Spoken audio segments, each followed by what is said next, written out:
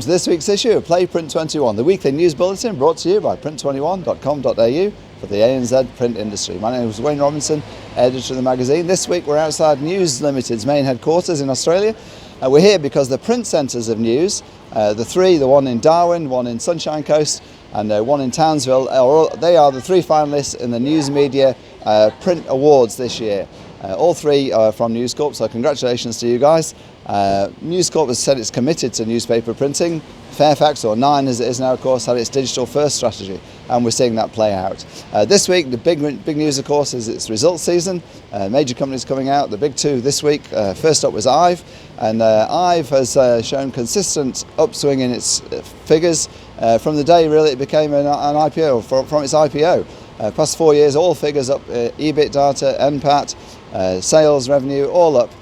This year the sales are up by 4% to 724 million, EBIT up by 9.8%, net profit up by 4.4%, so a great set of results. And Jeff Selig said to me that it was a solid performance, very pleased having got through the malaise that affected the entire print industry for the first 6 months of this year.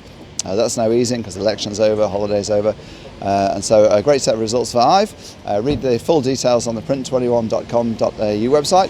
One interesting point to note from the IVE report was that the Blue Star brand and all its separate brands will be retired in November this year. The company will go to market as IVE, as one integrated group. Blue Star, Pareto, the rest of them will all go.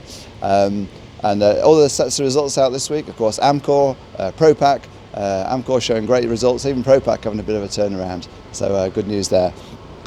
Big news this week also was from the wide format world. The figures from the Outdoor Media Association showed for the first time digital signage was outperforming print in terms of its spend.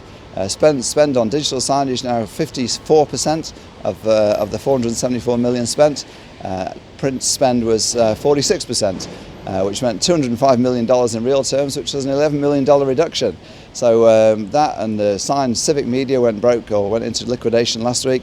The glory days for wide format printing receding now, and wide format printers having to work hard for their money, but obviously still plenty of money to be made there. Other news this week, good news for training, for print industry training. The VET expert panel has been set up. That's to introduce or to bring forward the review, the strategic review brought by the Joyce Review, so to try and implement those reviews, those recommendations into training. Walter Kuhn, president of PIA, says it will only work if the VET expert panel talks to printers, talks to the printing industry, talks to the packaging industry. They're the big news stories from this week. Print21, of course, continues to shine a light into all the dark corners of the industry, and you'll read plenty of those stories on Print21. We bring you the good, the bad and the ugly, the whole story, everything you need. That's it for this week's news. It was Wayne Robinson signing off.